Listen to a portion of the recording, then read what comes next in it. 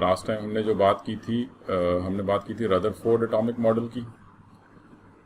ठीक है जी, atomic models जो है ये हम लास्ट टाइम डिस्कस कर रहे थे, जिसपे हमने रदरफोर्ड एटॉमिक मॉडल जो है वो डिस्कस किया था। और आई होप ये बात सबको क्लियर हो गई होगी रदरफोर्ड एटॉमिक मॉडल क्या था और किस तरह से उसने एटॉमिक मॉडल किन बेसिस के ऊपर प्रपोज किया। ठीक है, और फिर उसके बाद weakness of Rutherford atomic model कि किस बेस के ऊपर रदरफोर्ड मॉडल जो है वो रिजेक्ट किया गया। ठीक है जी, कि पहली बात तो ये कि कंटिन्यूसली अगर ये रिवॉल्व कर रहा है अराउंड द न्यूक्लियस तो ये एनर्जी क्यों नहीं लूज़ कर रहा, और फिर वो सारी बात हमने की। देन फिर उसके बाद स्पेक्ट्रम को जो है एक्सप्लेन नहीं कर पाया, इलेक्ट्रॉन अरेंजमेंट को एक्सप्लेन नहीं कर पाया। तो ये कुछ चीज़ें थी जिसकी वजह से रदरफोर्ड मॉडल जो है इट गॉट फेल्ड। ठीक है जी, रदरफोर्ड मॉडल जो है ये फेल हुआ। इन सारी रीजंस की वजह से रदरफोर्ड मॉडल जो है ये फेल हुआ। तो ये हमने लास्ट टाइम जो है वो डिस्कस किया था और आई होप ये क्लियर हो गई होगी। अच्छा, अब नेक्स्ट जो हमने बात स्टार्ट करनी है, अब हम बात स्टार्ट करेंगे बोहर्स एटॉमिक मॉडल की। ठीक है, बोहर्स एटॉमिक मॉडल की, बट उससे पहले कुछ आप कहने के बेसिक्स या आप कहेंगे क्वांटम थ्योरी जो है वो थोड़ा सा हम इसको डिस्कस करेंगे कि क्वांटम थ्योरी और बोहर्स एटॉमिक मॉडल के अंदर क्या कनेक्शन है। ठीक है, तो रदरफोर्ड एटॉमिक मॉडल के बाद नेक्स्ट जो एटॉमिक मॉडल था, बीच में कुछ एटॉमिक मॉडल्स आए बट वो आप कह लें कि एज सच उनको इतना लाइमलाइट में नहीं आए। मेनली जो रदरफोर्ड एटॉमिक मॉडल के बाद जिसने एटम को प्रॉपर वे में एक्सप्लेन किया दैट वाज नाइल बोहर। तो नाइल बोहर एटॉमिक मॉडल जो है ये काफ़ी टाइम तक, और इसमें काफ़ी सारी चीज़ें ऐसी हैं जो कि अब तक जो हमारा मॉडर्न एटॉमिक मॉडल है उसमें वो सारी चीज़ें मौजूद हैं। ऑल्दो के बोहर्स एटॉमिक मॉडल में भी वीकनेसेस थी जिनकी वजह से वो फेल हुआ। एंड देन फिर उसके बाद modern atomic model Schrodinger's wave equation वो हम डिस्कस करेंगे। बट बोहर्स एटॉमिक मॉडल इन सारे एटॉमिक मॉडल्स में सबसे ज़्यादा आप कह सकते हैं कि बेहतर था, और क्यों बेहतर था वो अब आप देख लेंगे।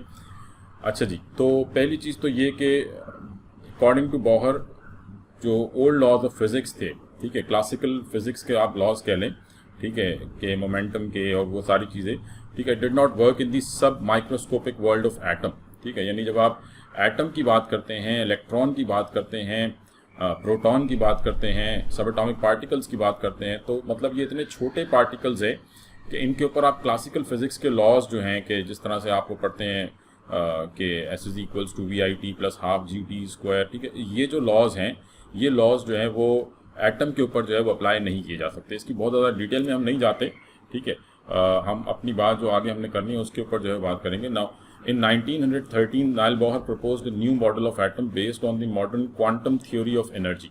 ठीक है, now quantum theory of energy क्या थी ये हमने डिस्कस करनी है mainly. But quantum theory of energy को डिस्कस करने से पहले थोड़ा सा हम बात करेंगे स्पेक्ट्रम के ऊपर कि what is spectrum. And I hope कि सबको स्पेक्ट्रम के बारे में थोड़ा बहुत आइडिया होगा कि व्हाट इज स्पेक्ट्रम, स्पेक्ट्रम क्या होता है। पहली चीज़ तो आप ये ध्यान में रख लें कि स्पेक्ट्रम को हम डिवाइड करते हैं दो type, there are two types of spectrum. ठीक है, दो किस्म के स्पेक्ट्रम है। ख़ासतौर पे जो फर्स्ट ईयर सेकेंड ईयर से स्ट्रीम से हैं तो वो उनका ये कॉन्सेप्ट स्पेक्ट्रम का काफ़ी क्लियर होगा आई होप।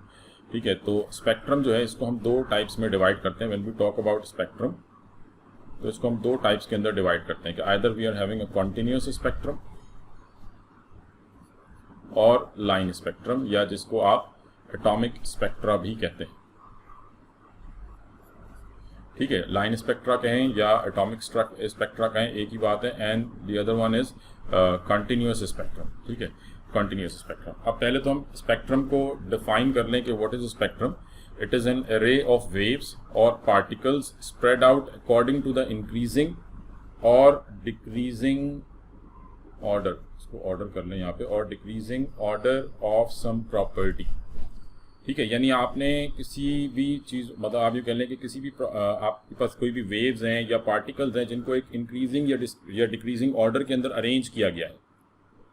ठीक है, आपने किसी प्रॉपर्टी की बेस के ऊपर उनको अरेंज किया हुआ। ये ज़रा थोड़ी सी मुश्किल डेफिनेशन है। एक आसान डेफिनेशन ये भी है कि dispersion of light in its characteristic wavelength. यानी अगर मैं सिर्फ लाइट के हिसाब से स्पेक्ट्रम को डिस्क्राइब करूं तो अक्सर बुक्स में आपको ये डेफिनेशन भी मिलेगी स्पेक्ट्रम की। ठीक है, स्पेक्ट्रम को मैं यूँ भी डिफाइन कर सकता हूँ, what is spectrum, it is the dispersion of light in its characteristic wavelengths, dispersion of light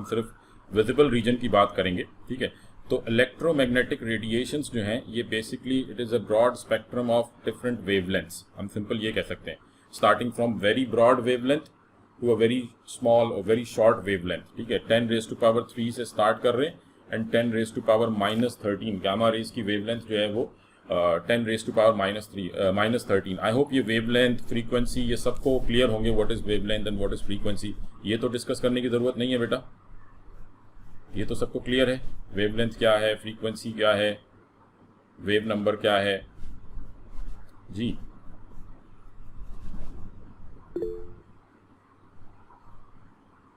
ठीक, तो मतलब ये तो सबको क्लियर होगा, सही है जी, ठीक है। तो मतलब सिंपली हम जब इसको वेवलेंथ की बेसिस के ऊपर देख रहे हैं तो वेवलेंथ यानी हम एक ब्रॉड वेवलेंथ से एक बहुत स्मॉल वेवलेंथ तक जो है वो जा रहे हैं, तो ये आपके पास एक ब्रॉड स्पेक्ट्रम जो है वो इसमें आ जाता है, ठीक है।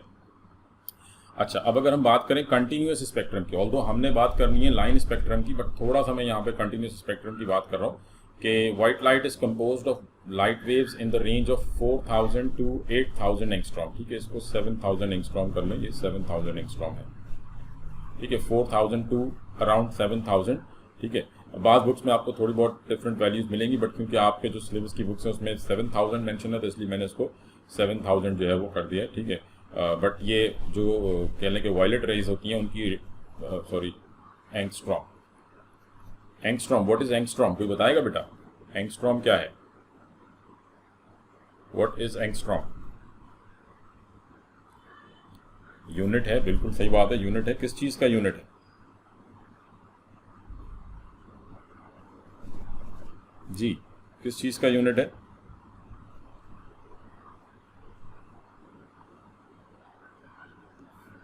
जी बेटा, एंगस्ट्रॉम यूनिट है, कांस्टेंट है जी। What is angstrom? यूनिट है किसी चीज का, वेव नंबर का यूनिट, आप ये कह रहे हैं वेव नंबर का यूनिट है।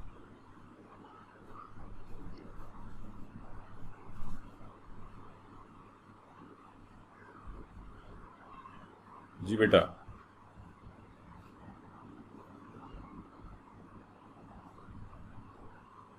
एंगस्ट्रॉम बेसिकली यूनिट है लेंथ का, ठीक है। एंगस्ट्रॉम जो है ये लेंथ का यूनिट है, आप इसको ये ध्यान में रख सकते हैं कि it is the unit of length, angstrom. ठीक है, जिसको हम रिप्रेजेंट करते हैं ए नॉट, ठीक है, इसको आप पढ़ेंगे A naught, and 1 angstrom is equals to 1 angstrom is equals to 10 raise to power -10 metres, ठीक है जी। 1 angstrom is equals to 10 raise to power -10 metres, ठीक है जी। दिस इज मीन आप कह सकते हैं कि एंगस्ट्रॉम जो है ये बहुत छोटा यूनिट है लेंथ का, ठीक है। आप this is basically a very small unit of length, ठीक है। तो 1 angstrom is equals to 10 raise to power -10 metres. तो white light is composed of light waves in the range of 4000 to 7000 angstrom, ठीक है। ये वेवलेंथ को जो है वो हम डिस्क्राइब कर रहे हैं।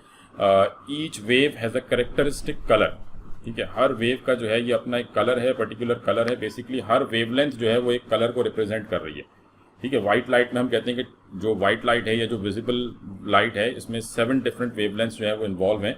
तो the series of bands that form a continuous rainbows of colour is called a continuous spectrum. तो इसको हम सिंपली यहाँ से देखते हैं कि लेट से कि ये आपकी वाइट लाइट है, ये वाइट लाइट जो है वो यहाँ से आ रही है, ठीक है, और आपने इसको प्रिज्म में से पास किया, and now we have this dispersion of light in characteristic wavelengths. तो white light it consist of 7 different wavelengths, and each wavelength has a specific colour starting from violet, indigo, blue, green, yellow, orange, red, ठीक है जी। तो ये जिसको आप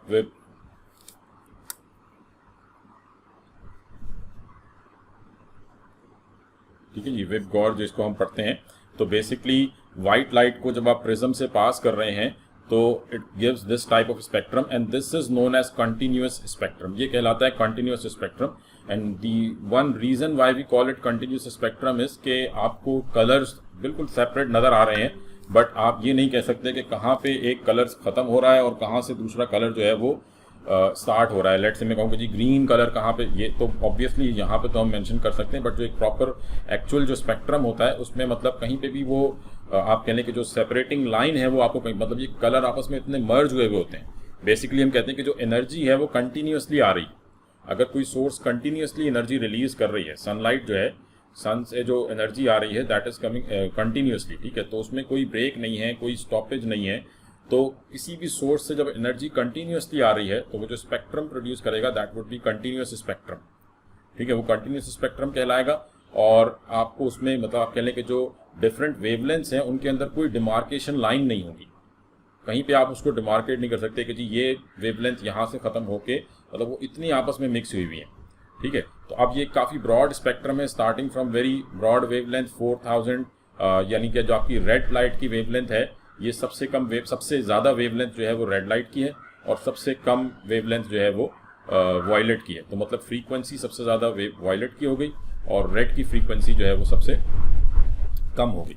इसी को हमने यहाँ पे जो है वो डिस्क्राइब किया हुआ है वेवलेंथ की टर्म्स में कि वायलेट की वेवलेंथ जो है वो 4000 एंगस्ट्रॉम और रेड की तकरीबन 7000 7500, यहाँ पे 7500 मेंशन है, ठीक है, बट आप इसको अपनी बुक के हिसाब से, सिलेबस के हिसाब से 7000 मतलब यही रेंज जो है वो आपको अक्सर एमसीक्यूज में मिलेगी 7000 से लेके 8000 के दरमियान, ठीक है। तो क्योंकि ये कोई एक फिक्स्ड नंबर नहीं है, बट ये आप ध्यान रख सकते हैं स्टार्टिंग फ्रॉम 4000, ठीक है। तो as we are moving from violet toward red, wavelength is increasing and frequency is decreasing, ठीक है जी। यहाँ तक बात क्लियर है? इसमें कोई क्वेश्चन?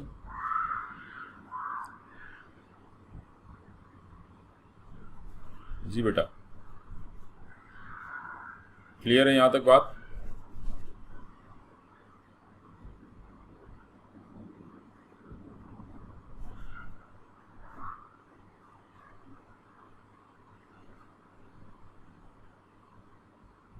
ठीक है जी। तो ये तो हमने सिंपल बात कर ली कंटिन्यूअस स्पेक्ट्रम की। तो कंटिन्यूअस स्पेक्ट्रम को हमने सिंपली क्या कह दिया कि दो सोर्सेज विच रिलीज एनर्जी कंटिन्यूअसली, ये सिंपल ध्यान में रखें कि कंटिन्यूअस स्पेक्ट्रम जो है ये कौन सी सोर्सेज है, दोज विच रिलीज, यानी सोर्स विच रिलीज एनर्जी कंटिन्यूअसली, ठीक है।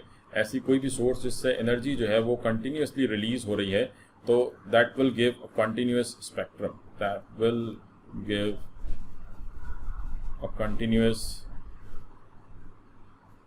स्पेक्ट्रम, ठीक है, तो ये हमेशा आपको कंटिन्यूस स्पेक्ट्रम देंगे। ठीक है, तो खैर ये तो हमने कंटिन्यूस, अब एक्चुअल जो हमने बात करनी है, हमने मेनली डिस्कस करना है एटॉमिक स्पेक्ट्रा को, कि एटॉमिक स्पेक्ट्रा क्या है। ठीक है, एटॉमिक स्पेक्ट्रा या जिसको आप कह सकते हैं line spectra, when an element in the vapour और गैसियस स्टेट, जब आपका कोई एलिमेंट जो है वो वेपर फेज में हो या गैसियस स्टेट में हो, is heated in a flame और डिस्चार्ज ट्यूब। ठीक है, यानी आपने इग्नाइट करना है, उसको एनर्जी देनी है, जो भी आपका एलिमेंट है आपने उसको किसी भी तरीके से एनर्जी देनी है। ठीक है, तो when an element in the vapour or in gaseous phase is heated in a flame or a discharge tube, flame में मतलब आप लेट से बर्नर के ऊपर उसको हीट कर रहे हैं, या आप डिस्चार्ज ट्यूब में उसको करंट उसमें से पास कर रहे हैं, तो उसको एनर्जी मिल रही है। The atoms get excited. ठीक है, उस एलिमेंट के जो एटम्स हैं वो एक्साइटेड हो जाएंगे, उनको एनर्जी मिलेगी, and emits light radiations of characteristic colour. ठीक है, they will start emitting radiations. तो हम ये कह रहे हैं कि सिंपली अगर हम किसी एलिमेंट को एनर्जाइज करें, उसको एनर्जी दें, ठीक है, तो वो जो एटम है that will start emitting light radiations of characteristic colour, मतलब वो एक पर्टिकुलर कलर की रेडिएशंस जो है वो इमिट करना शुरू कर देगा। फॉर एग्जाम्पल लेट से मैं कहता हूँ कि अगर सपोज हम सोडियम को जो है वो बर्नर के ऊपर सपोज हमारे पास बंसन बर्नर फ्लेम है,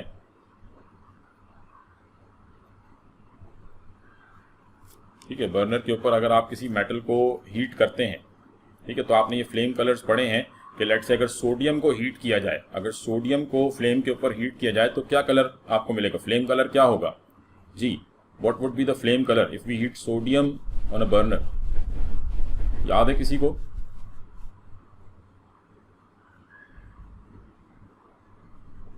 अगर सोडियम को हीट किया जाए बर्नर पे तो फ्लेम कलर का क्या कलर, यानी जो आपका फ्लेम है वो किस कलर का होगा? जी बेटा,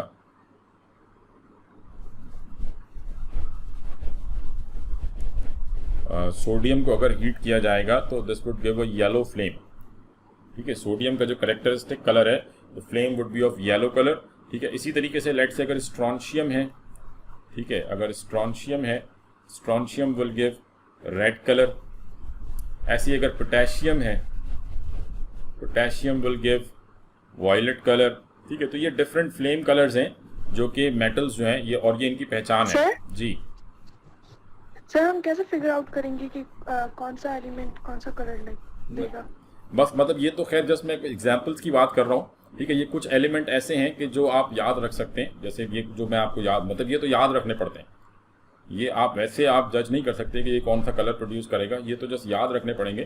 तो ये कुछ ऐसे एलिमेंट हैं जो सिलेबस में मेंशन है, तो मैं जस्ट सिंपल डिस्कस कर रहा हूँ, इसके अलावा आपको ऐसा कोई याद रखने की ज़रूरत नहीं है। ठीक है, ये कुछ एलिमेंट हैं, और जस्ट एग्जाम्पल के लिए मैं बात कर रहा था कि सोडियम जो है, यानी हर मेटल को जब आप हीट करेंगे बर्नर के ऊपर तो वो डिफरेंट कलर प्रोड्यूस करेगा। जैसे हम यहाँ पे बात कर रहे हैं कि बेसिकली जब आप सोडियम को बर्नर पे हीट कर रहे हैं तो मतलब उसको एनर्जी मिल रही है, उसके जो पार्टिकल्स हैं, आप यूँ कह लें कि जो उसके एटम्स हैं, उसके एटम्स के अंदर जो इलेक्ट्रॉन्स हैं उनको एनर्जी मिल रही है, तो वो इलेक्ट्रॉन्स एक्साइट हो जाएंगे। अभी हम आगे बात करते हैं, इलेक्ट्रॉन्स एक्साइट हो जाएंगे, और जब इलेक्ट्रॉन्स एक्साइट होंगे they will emit energy, and that energy would be having some sort of characteristic wavelength. ठीक है, उस एनर्जी की अपनी कोई कैरेक्टरिस्टिक वेवलेंथ होगी जिसका अपना कोई कलर होगा। तो सोडियम जब भी एनर्जी रिलीज करेगा तो वो येलो कलर की रेडिएशंस जो है वो इमिट करेगा, यानी जो उसकी वेवलेंथ है उसकी वेवलेंथ का कलर क्या होगा, येलो कलर। यानी आप यूँ कह सकते हैं कि जैसे हमने यहाँ पे देखा कि जी ये येलो कलर है। ठीक है, तो येलो कलर की वेवलेंथ अगर हम यहाँ पे देखें, हाँ जी, तो येलो कलर की वेवलेंथ अगर हम देखें तो that is from 5750 to 5850 angstrom. तो means sodium will release energy in that region. Sodium जो है वो इस रीजन में एनर्जी रिलीज कर रहा होता है। समझ में आ रही है बेटा बात? Yes sir. ठीक है जी, तो ये जस्ट आपको थोड़ा एक दो मतलब जस्ट एग्जांपल्स के तौर पे मैंने यहाँ पे बात की। इसी तरीके से अगर हम डिस्चार्ज ट्यूब की बात करें, यानी एक एग्जांपल तो हमने कहा कि जी किसी मेटल को अगर हीट किया जाए फ्लेम के ऊपर, ठीक है, इसी तरीके से अगर हम डिस्चार्ज ट्यूब की बात करें कि अगर हम किसी गैस को डिस्चार्ज ट्यूब में एनर्जाइज करते हैं, लेट से नियॉन है, अगर नियॉन में से करंट पास किया जाए तो it is everyday life observation कि it gives orange red colour. ठीक है, जो आप कहने के जो ग्लो हमें नज़र आता है ये तकरीबन ऑरेंज रेड टाइप का ग्लो जो है वो प्रोड्यूस होता है। ऐसे ही लेट से अगर हीलियम है तो it will give a pink glow. तो ये मतलब डिफरेंट एलिमेंट्स एक्साइटेड स्टेट में आने के बाद डिफरेंट वेवलेंथ जो है वो इमिट करते हैं, और हर पर्टिकुलर वेवलेंथ का जो है वो अपना कर, तो मतलब जो कलर आपको बताया जा रहा है कि जी लेट से ये कलर है, तो आप उस कलर की वेवलेंथ जो है वो देखेंगे, अच्छा ये फिर मतलब कि इस वेवलेंथ की एनर्जी जो है वो रिलीज कर रहा है। ये बात क्लियर है बेटा? Yes sir. ठीक है जी। अच्छा अब देखें सर ये एक कुछ, क्वेश्चन है यहाँ। जी जी सर मुझे ये सवाल था कि अगर मेटल्स हैं तो उसके लिए हम फ्लेम वाला मेथड यूज करेंगे, लेकिन अगर गैसेस आ रही हैं तो कैथोड रे वाला जो डिस्चार्ज ट्यूब था हाँ। वो यूज किया जाएगा।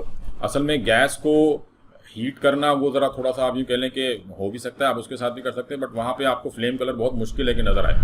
गैसेस नॉर्मली बहुत कम ऐसी गैसेस हैं जो फ्लेम प्रोड्यूस करती हैं, ठीक है, या डिफरेंट फ्लेम्स प्रोड्यूस करती है। गैस का कलर देखने का सबसे आसान तरीका ये है कि आप उसमें से करंट पास कर दें एट लो प्रेशर, ठीक है। ये तो मैं जैसे जी क्या कह रहे हैं, ये फिर वो मेथड वही है जो कैथोड रेज हाँ निकलेंगी, फिर वही, इलेक्ट्रॉन्स, लेकिन हम वो कैथोड रेस तक तो नहीं जा रहे ना, हम तो सिंपल डिस्चार्ज ट्यूब की बात कर रहे हैं कि आपके पास गैस मौजूद है, डिस्चार्ज ट्यूब में आपने लो प्रेशर पे जो है वो करंट पास किया, तो ये गैस जो है वो ग्लो कर रही है, यानी जब गैस आयोनाइज होगी तो वो ग्लो करेगी, तो वो जो कलर प्रोड्यूस करेगी, ठीक है, हम उसकी बात कर रहे हैं, ठीक है जी।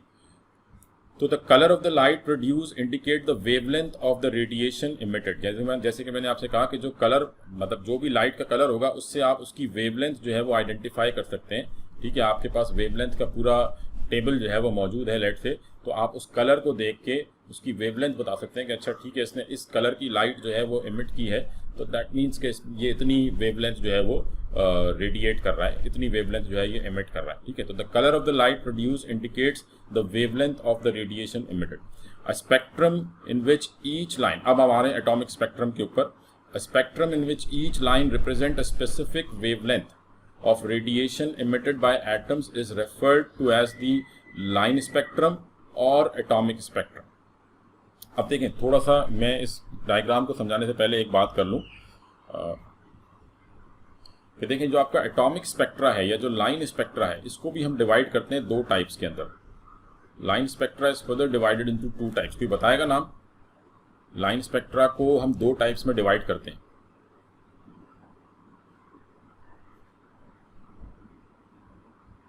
जी किन दो टाइप्स में डिवाइड करते हैं?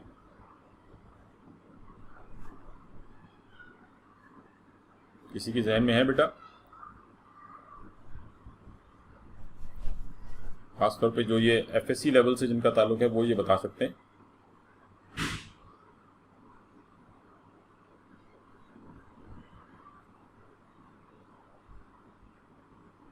तो बेसिकली लाइन स्पेक्ट्रा को हम डिवाइड करते हैं दो टाइप्स के अंदर, that is emission spectra and absorption spectra,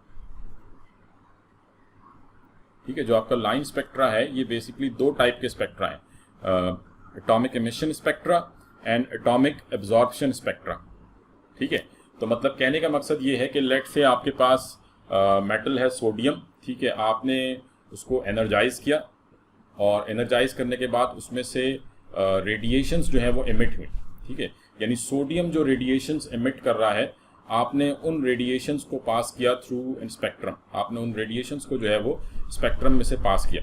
तो अब जब आप उसको स्पेक्ट्रम में से पास करेंगे तो you would get some sort of a spectra and that spectra would be emission spectra, क्योंकि ये जो उसने लाइट इमिट की है, ठीक है, यानी जो सोडियम में से जो लाइट इमिट हुई है वो हम जो है वो देख रहे हैं। अब एमिशन स्पेक्ट्रा किस टाइप का होगा ये आप समझें कि लेट से ये एक आपके पास एक स्लाइड है जिसपे हमें एमिशन स्पेक्ट्रा मिल रहा है, ठीक है। इसमें क्या होगा कि आपके पास सारा रीजन रेड से, वैसे ही हमारी स्क्रीन ब्लैक है तो बात समझना आसान है कि ये सारा रीजन डार्क होगा एकदम से आपको, क्योंकि ये सोडियम है तो कहीं पे आपको एकदम से एक ब्राइट लाइट जो है वो नज़र आएगी, फिर रीजन डार्क है, फिर कहीं पे आपको ऐसे ब्राइट लाइट नज़र आएगी, ठीक है, फिर कहीं पे रीजन डार्क है एकदम से ये ब्राइट लाइट नज़र आएगी। तो इस किस्म का जो अब पहली बात तो ये लाइन स्पेक्ट्रा है, ठीक है। एक कॉन्टिन्यूस स्पेक्ट्रा आपने देखा जिसमें कंटिन्यूटी थी कलर्स की, अब ये लाइन स्पेक्ट्रा है कि इसमें गैप आ रहा है, ब्रेक आ रहा है, ये सारा ब्रेक है, ठीक है। ये डार्क रीजन है सारा, this is dark region, this is dark region, ये सब डार्क रीजन है, ये डार्क रीजन है, ये डार्क रीजन है, और कहीं कहीं पे आपको ऐसे लाइट, यानी ये आप कह लेंगे जो लाइट मिल रही है that means this is the आप कह लें कि this is the point where sodium has emitted some sort of radiation, ठीक है। उससे पहले वो किसी किस्म की कोई रेडिएशन इमिट नहीं कर रहा था। अब now this is very important point, ठीक है। थोड़ा सा अपना कॉन्सेप्ट क्लियर करने के लिए मतलब मैं ये समझता हूँ कि एम कैट ई कैट की तैयारी तो बिल्कुल अपनी जगह है, बट थोड़ा आपका कॉन्सेप्ट जो है वो इसमें बिल्कुल क्लियर होना चाहिए कि देखिए मैं इसको बिल्कुल स्टोरी की तरह लिंक करना चाह रहा हूँ ताकि बात समझ में आए। रदरफोर्ड मॉडल क्यों रिजेक्ट हुआ? Because he was unable to explain the energy के इलेक्ट्रॉन अगर कंटिन्यूसली रिवॉल्व कर रहा है तो वो फिर कंटिन्यूसली उसको एनर्जी लूज करनी चाहिए और वो तो गिर जाना चाहिए जाके न्यूक्लियस में, तबाह हो जाना चाहिए, बट ऐसा नहीं हो रहा। ठीक है, तो मतलब he was unable to explain this thing कि जी अगर वो कंटिन्यूसली एनर्जी रिलीज कर रहा है तो वो न्यूक्लियस में जाके गिर क्यों नहीं जाता। अब जो एमिशन स्पेक्ट्रा है, ठीक है, एट दैट टाइम काफ़ी सारे साइंटिस्ट जो है वो एमिशन स्पेक्ट्रा रीड कर चुके थे and Rutherford was unable to explain this spectra as well कि जी एक तरफ आप कह रहे हैं कि वो कंटिन्यूसली एनर्जी लूज अगर मूव कर रहा है न्यूक्लियस के अराउंड तो मतलब कंटिन्यूसली एनर्जी रेडिएट कर रहा है, तो देन उसका स्पेक्ट्रा तो कंटिन्यूस होना चाहिए। तो फिर सोडियम का स्पेक्ट्रा, लाइन स्पेक्ट्रा क्यों आ रहा है, इस किस्म का स्पेक्ट्रा क्यों आ रहा है? ठीक है, तो he was totally unable to explain this whole thing. अब यहाँ से हमें ये चीज़ पता लग रही है कि सोडियम में से हर वक्त एनर्जी रेडिएट नहीं हो रही, पहली बात तो ये। ठीक है, यहाँ पे हमें ये लाइट मिली, इसका मतलब इस वक्त इसने एनर्जी रिलीज करी, देन फिर यहाँ पे लाइट मिली मतलब इसने एनर्जी रिलीज करी, तो this is called line spectra. ठीक है, इमिशन स्पेक्ट्रा ये कहलाएगा emission spectra, this is emission spectra. अब इसकी कुछ एग्जांपल्स मैंने यहाँ पे दी हुई हैं। ठीक है, इमिशन स्पेक्ट्रा एक तरह से सिग्नेचर है, जैसे आपका सिग्नेचर जो है वो आपकी पहचान है, ऐसे हर एलिमेंट का इमिशन स्पेक्ट्रा जो है वो उसकी पहचान है। जैसे ये पोटेशियम का इमिशन स्पेक्ट्रा है, ये डार्क रीजन है सारा, this is all dark region. ठीक है, तो ये कहीं कहीं पे ये लाइट मिल रही है, मतलब जब भी आप पोटेशियम का स्पेक्ट्रा लेंगे तो आपको यही लाइंस इसी पर्टिकुलर पोजीशन पे मिलेंगी। तो we can identify the atom by its spectra. ठीक है, अगर आप किसी स्पेक्ट्रम कह लेंगे, आप किसी ऐसे एनालिस्ट को जो स्पेक्ट्रम को एनालाइज करता है, उसको जब आप कोई पर्टिकुलर एलिमेंट का स्पेक्ट्रम देंगे तो वो आपको बता देगा कि जी ये पर्टिकुलर एलिमेंट है। एंड स्पेक्ट्रम एनालिसिस जो है ये काफ़ी ज़्यादा यूजफुल रहा है एटम्स को एनालाइज करने में, कि कोई अननोन आपके पास सैंपल मौजूद है, उसमें कौन कौन से एलिमेंट्स मौजूद हैं, तो वो हम स्पेक्ट्रम के थ्रू जो है वो फाइंड आउट कर लेते हैं। ठीक है, इस तरह से ये सोडियम का स्पेक्ट्रम है, ये लिथियम का स्पेक्ट्रम है, ये हाइड्रोजन का स्पेक्ट्रम है, तो ये डिफरेंट एलिमेंट्स के स्पेक्ट्रम है जो कि एक दूसरे से बिल्कुल डिफरेंट है और हमेशा ये इसी तरह के आएंगे। ठीक है, तो जस्ट एग्जाम्पल के लिए मैंने यहाँ पे मेंशन किए हुए। Now this is emission spectra. अब अगर हम एब्जॉर्प्शन स्पेक्ट्रा पे आते हैं, एब्जॉर्प्शन स्पेक्ट्रा की बात करें तो वो इमिशन के बिल्कुल ऑपोजिट है। यानी आपने सोडियम पे लाइट एमिट करी, सोडियम पे आपने लाइट स्ट्राइक करी, उसको एनर्जी दी। ठीक है, सपोज ये सोडियम मेटल है, let's say this is sodium metal, and आपने सनलाइट जो है वो इस पर स्ट्राइक की। ठीक है, लेट्स से ये सनलाइट है या कोई भी सोर्स है जिससे रेडिएशन जाके इसके ऊपर स्ट्राइक कर रही हैं, तो sodium will absorb some radiations, कुछ रेडिएशन सोडियम एब्जॉर्ब कर लेगा और बाकी जो है वो ट्रांसमिट कर देगा। सारी की सारी लाइट तो एब्जॉर्ब नहीं करेगा। ठीक है, पार्ट ऑफ इट ये एब्जॉर्ब करेगा एंड पार्ट ऑफ इट इसने क्या कर दी, ट्रांसमिट कर दी, पार्ट ऑफ इट इसने ट्रांसमिट कर दी। अब आपने ट्रांसमिटेड लाइट का स्पेक्ट्रम लिया। ठीक है, आपने सोडियम से निकलने वाली रेडिएशंस का स्पेक्ट्रम नहीं लिया, बल्कि आपने इस ट्रांसमिटेड लाइट का स्पेक्ट्रम लिया।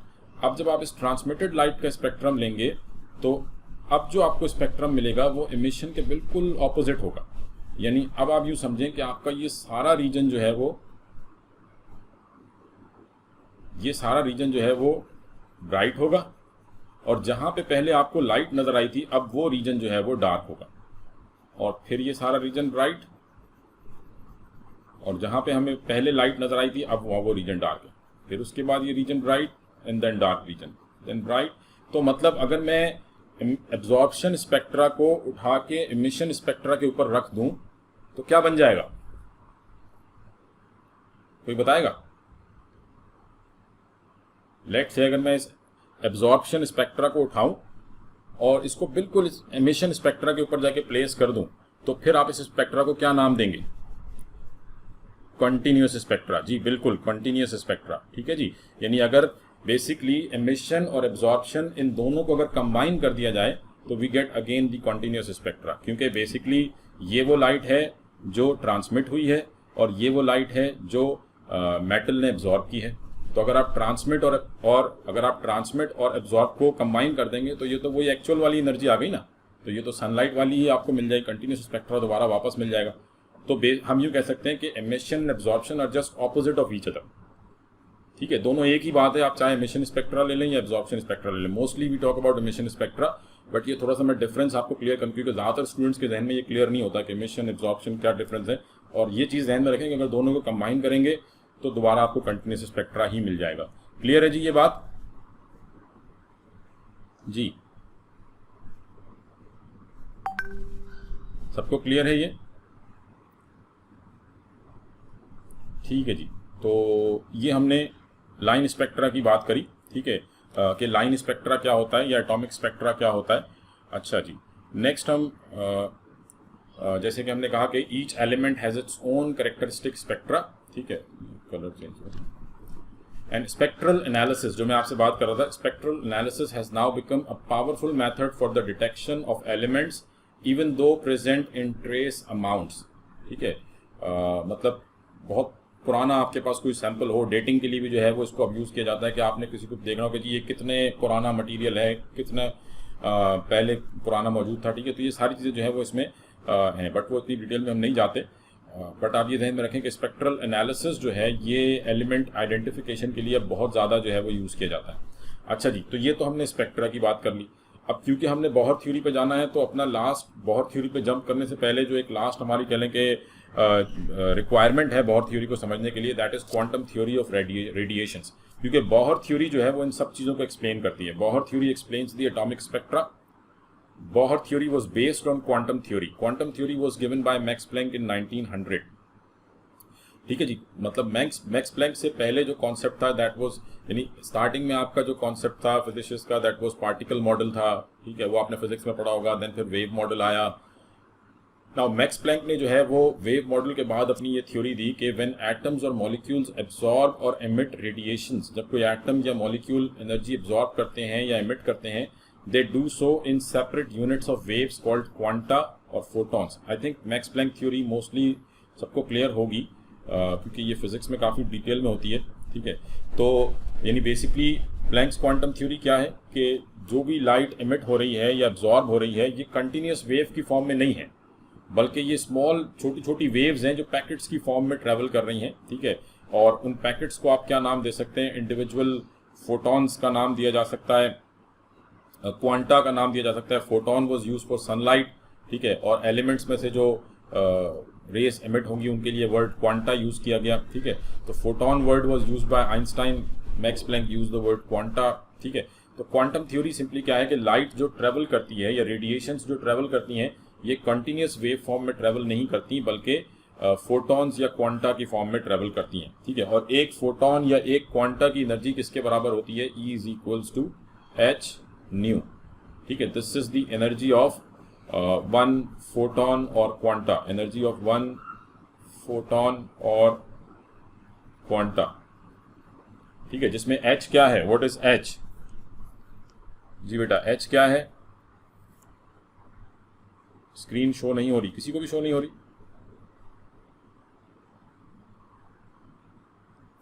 जी बेटा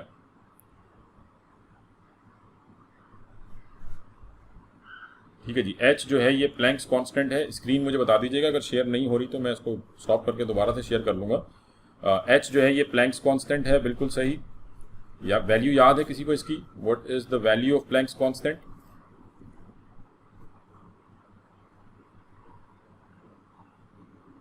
चलिए हम इसको लिख लेते हैं यहाँ पे, 6.62 इंटू 10⁻⁻34 जूल्स सेकेंड।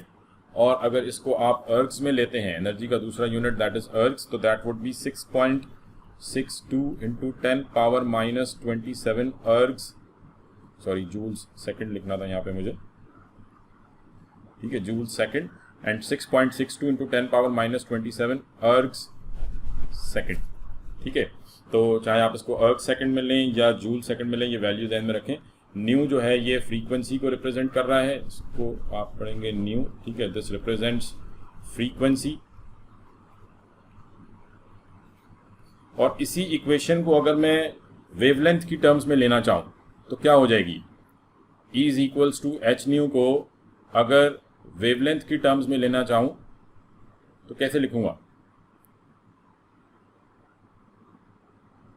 जी बेटा E is equals to H nu को अगर वेवलेंथ की टर्म में लेना चाहें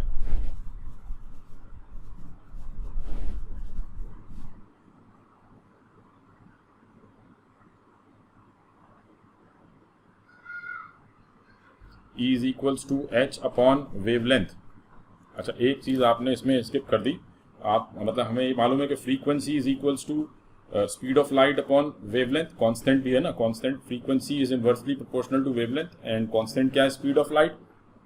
तो अगर हम फ्रीक्वेंसी की जगह पे ये रख देते हैं तो that is equals to E is equals to H C over lambda. ठीक है जी, तो ये आपके पास वेवलेंथ की टर्म्स में ये इक्वेशन आ जाती है, E is equals to H C over lambda. ठीक है, तो energy is inversely proportional to wavelength, energy is directly proportional to frequency. ठीक है जी, तो ये मैक्स प्लैंक थ्योरी थी कि एनर्जी जो है it travels in the form of packets. Energy packets की फॉर्म में ट्रेवल करती है, कंटिन्यूस फॉर्म में ट्रेवल नहीं करती। ठीक है जी, अब इसके बाद यहाँ से हम स्टार्ट करते हैं बोहर्स मॉडल ऑफ एटम। ठीक है जी, Bohr model of atom. Now Niels Bohr proposed the model of atom in 1913। ठीक है, 1913 में इसने ये मॉडल ऑफ एटम दिया। It explains the electron arrangement and emission spectra of hydrogen. It was based on Planck's quantum theory. अच्छा जी, अब Bohr theory के major postulates हम डिस्कस कर लेते हैं आज। ठीक है, उसके बाद जो इसके रिजल्ट्स थे, रेडियस वगैरह, वो सब आपको याद रखने हैं। डेरिवेशंस के अंदर तो हम नहीं जाएंगे, ठीक है, तो वो हम कल जो है वो देख लेंगे। आज हम इसके पॉस्टुलेट देख लेते हैं और कोशिश ये करेंगे कि कल हम बोहर थ्योरी को कंप्लीट करने के बाद जो आगे हमारे कॉन्फ़िगरेशंस वगैरह हैं और क्वांटम नंबर्स वगैरह, वो हम जो है वो प्रॉपर स्टार्ट करेंगे। ठीक है, तो पॉस्टुलेट्स इसके सिंपली क्या है। सबसे पहली बात, ये मेरे ख्याल में बोहर मॉडल मोस्टली सबको क्लियर होगा, काफ़ी डिटेल में पढ़ा जाता है ये, तो इसलिए मैं जस्ट इसके ऊपर पर से पॉइंट जो है वो डिस्कस करूंगा। Electron travel around the nucleus in specific permitted circular orbits and in no others, आप कह सकते हैं कि स्पेस और पोजीशन। ठीक है, तो इलेक्ट्रॉन जो है it travel around the nucleus in specific permitted circular orbit. ठीक है, ये आपको मालूम है कि अकॉर्डिंग टू बोहर इलेक्ट्रॉन जो है वो एक स्पेसिफिक पाथ के ऊपर ट्रेवल करता है। ठीक है, एंड इनिशियली आपने इसके लिए क्या नाम वर्ड क्या यूज़ किया, ऑर्बिट। ठीक है, ये एक पर्टिकुलर ऑर्बिट के ऊपर जो है वो ट्रेवल करेगा। while in these specific orbits an electron does not radiate or lose energy, तो means an orbit is simply an energy level। ठीक है, एक ऑर्बिट सिंपली क्या है, ये एक ऑर्बिट जो है वो सिंपली एक एनर्जी लेवल है।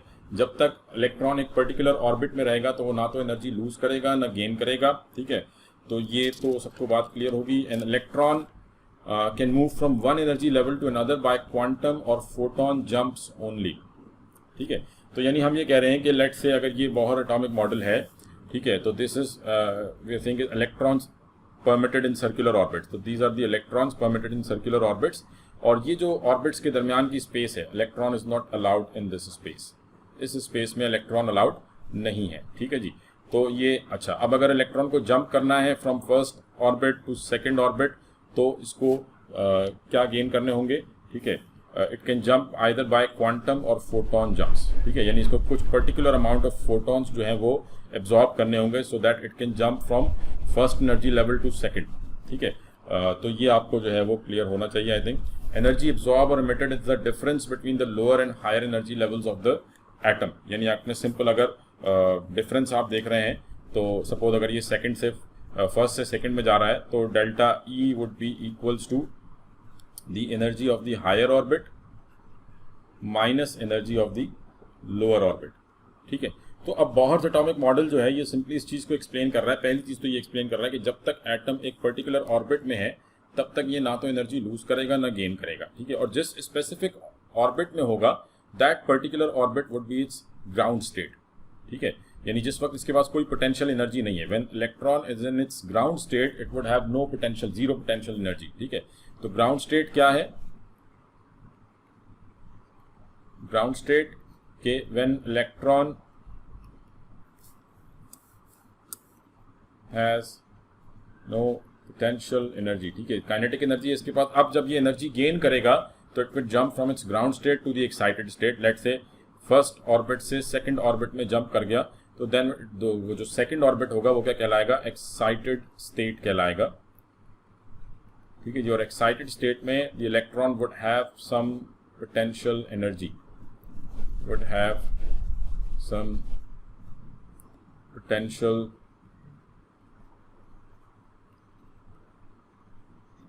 एनर्जी, ठीक है। इलेक्ट्रॉन के पास कुछ ना कुछ पोटेंशियल एनर्जी होगी और ये उस पोटेंशियल एनर्जी के थ्रू जो है वो मतलब इसने जंप किया। अब जब ये वापस अपनी, क्योंकि इलेक्ट्रॉन एक्साइटेड स्टेट में ज़्यादा देर नहीं रहेगा, ठीक है, फॉर अ पीरियड टाइम ये जंप किया, हायर स्टेट में गया and then it will release energy. Let say हम ये कह रहे हैं कि ये इलेक्ट्रॉन था फर्स्ट ऑर्बिट का, it will jump from first to second, ठीक है, ये सेकंड ऑर्बिट में आया एंड देन ये दोबारा वापस अपनी ग्राउंड स्टेट में जाएगा बाय रिलीजिंग दी एनर्जी, एनर्जी रिलीज करेगा और दोबारा अपने जो इसका ओरिजिनल ऑर्बिट था, जो इसकी ग्राउंड स्टेट थी, ये अपनी ग्राउंड स्टेट में वापस चला जाएगा, ठीक है जी। तो इलेक्ट्रॉन जो है ये एक पर्टिकुलर ऑर्बिट में रहेगा, जब तक ये उस पर्टिकुलर ऑर्बिट में है ना तो ये एनर्जी लूज करेगा ना गेन करेगा। फिर ऑर्बिट्स के अंदर सब एनर्जी लेवल्स का कॉन्सेप्ट है, वो इंशाल्लाह ताला हम बात करेंगे नेक्स्ट क्लास के अंदर। ऑर्बिटल्स क्या हैं और फिर क्वांटम नंबर्स क्या हैं, वो सारी चीज़ें। बट उससे पहले कुछ रिजल्ट्स हैं बोहर थ्योरी के और हाइड्रोजन स्पेक्ट्रा, ठीक है। अब ये दो चीज़ें हैं हमारी बोहर थ्योरी के results, radius of orbits, energy,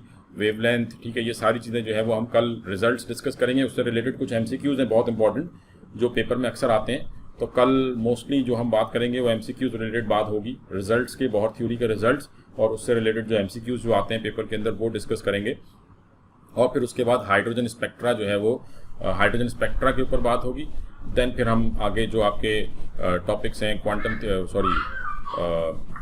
quantum numbers हो गए और उसके अलावा हाइजेनबर्ग अनसर्टेनिटी प्रिंसिपल, जो बाकी के टॉपिक्स हैं इस चैप्टर के, वो हम डिस्कस करेंगे। आज मुझे ज़रा अभी थोड़ा काम है तो मैं ज़रा अभी इसको यहीं तक रखूँगा, ठीक है। इसमें बेटा किसी का कोई क्वेश्चन, कोई चीज़ ना समझ में आई हो? सर लाइन स्पेक्ट्रम में थोड़ा सा एक इशू था जी, आपसे, वो स्क्रीन डिस्प्ले की जगह जिस लाइन स्पेक्ट्रम बना हुआ था।